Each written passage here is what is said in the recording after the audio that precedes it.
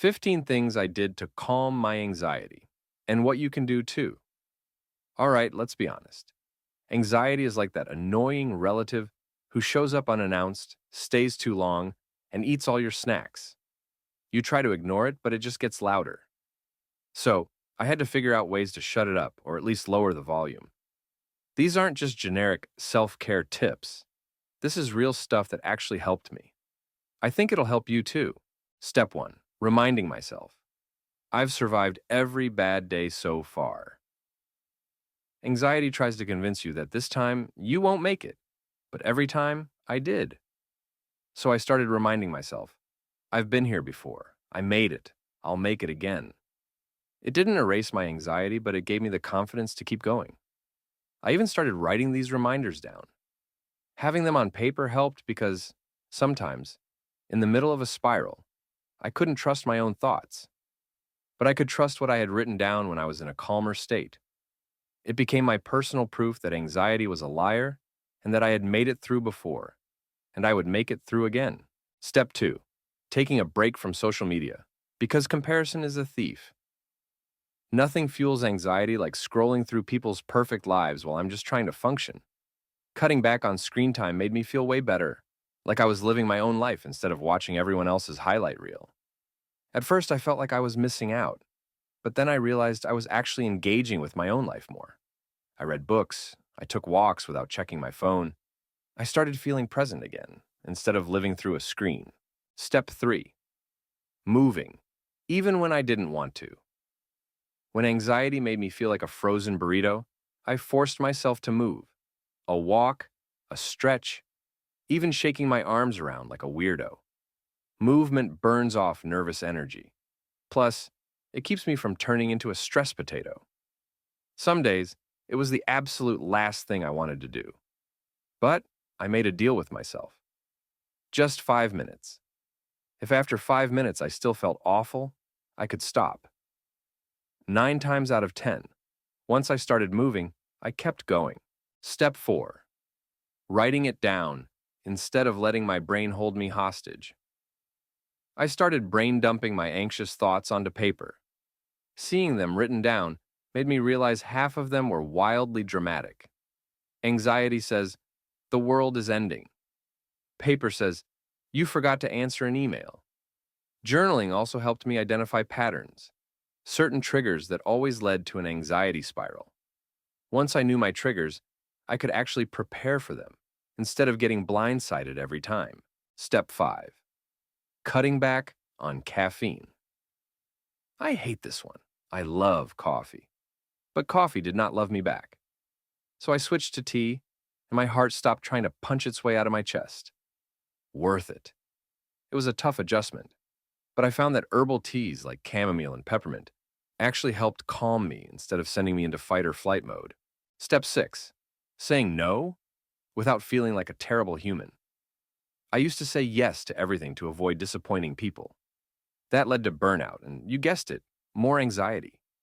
Now, if I don't want to do it, I don't. The guilt fades, the peace stays. It took practice, but I learned that I wasn't responsible for making everyone else comfortable at the expense of my own sanity. My energy matters too. Step 7, meditating, but like in a chill way. I thought meditation meant clearing my mind completely. Impossible. Turns out, it's just about not letting my thoughts drag me into a mental black hole. Even 5 minutes helped. And no, I don't sit cross-legged humming. I just breathe and exist. I started small, just focusing on my breath for a few minutes a day. The more I practiced, the easier it got. Step 8. I learned how to breathe sounds dumb, right? Like, duh, I breathe all the time. But when anxiety hits, I realized I was breathing like a tiny, panicked hamster. So I tried box breathing. Inhale for 4 seconds, hold for 4, exhale for 4, hold for 4. After a few rounds, I wasn't magically anxiety-free, but I wasn't on the verge of an existential crisis either. I also experimented with longer exhales. Breathing out for longer than I breathed in actually sent signals to my nervous system to chill out. Step 9, scheduling worry time. Yes, really. Instead of worrying all day, I set aside 10 minutes to freak out. If a stressful thought popped up outside of that, I told it, "Not now, see you at 4 p.m." By the time 4 p.m. came, half the things weren't even worth worrying about anymore. This trick was a lifesaver. It let me acknowledge my worries without letting them take over my entire day. Step 10. Fixing my sleep. Because sleep deprivation, anxiety's best friend. When I was running on fumes, everything felt 10 times worse. I forced myself to actually sleep at normal hours. And guess what? My brain functioned better. Shocking, I know. I also ditched my phone before bed. The blue light was messing with my sleep more than I realized. Step 11. Listening to music that didn't feed my anxiety. Sad breakup songs? Nope. High energy EDM? Too much. I found a sweet spot with lo-fi beats, instrumental jazz, and nature sounds. My brain was finally like, oh, we're chill now? Cool. Step 12. Actually talking to people instead of suffering in silence. I hate feeling like a burden, but bottling up anxiety only made it worse. Talking to a friend, a therapist, or even just ranting into a voice memo helped so much. Step 13. Drinking more water. Hydration equals sanity, apparently. Dehydration makes anxiety worse. No one told me this. I started drinking more water, and wow, my body wasn't freaking out for no reason anymore. Who knew? Step 14.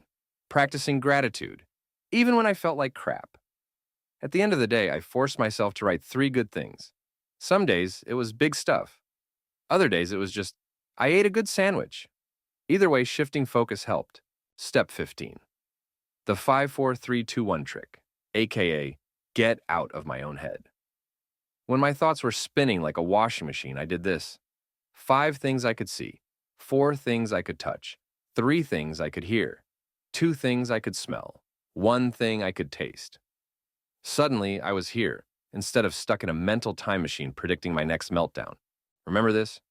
Anxiety sucks, but you're not powerless against it. These things helped me. Maybe they'll help you too.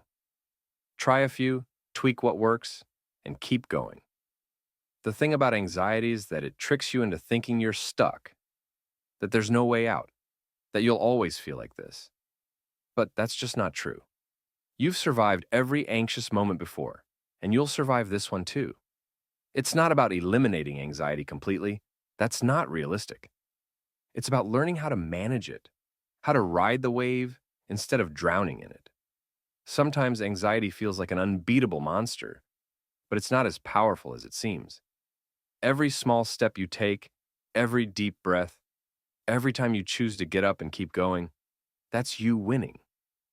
Even on the bad days, when all you can do is just exist, that's still a victory. And victories stack up over time. I won't lie to you. Some days are harder than others. Some days, the weight of it all feels unbearable. But what I've learned is that you don't have to fight anxiety alone. There are people who care about you, resources that can help, and strategies that can make a difference. You're not weak for feeling this way. You're not broken. You're human. And humans are resilient as hell. If you take nothing else from this, remember this. You're not your anxiety. It does not define you. It's just a part of you, a part that you can learn to live with, a part that you can take control over, little by little. You're not expected to have all the answers right now. Nobody does.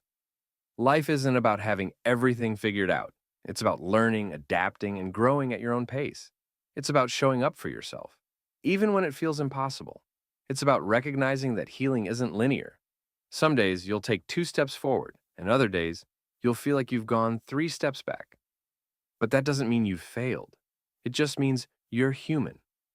So, be patient with yourself. Be kind to yourself. Treat yourself like you would treat a good friend. Remind yourself that just because today is tough doesn't mean tomorrow will be. And even if tomorrow's hard too, you'll still be here, still fighting, still moving forward in your own way. And hey, if you ever feel like you're alone in this, remember, you're not. There are millions of us out here, feeling the same things, fighting the same battles. Anxiety wants you to believe you're isolated, but that's just another one of its tricks. Reach out, connect, talk to someone who understands, let yourself be supported. And most importantly, don't give up on yourself. You deserve peace. You deserve happiness. And you deserve to feel like you're in control of your own life again. And hey, if this helped, share it with someone who might need it. We're all figuring this out together,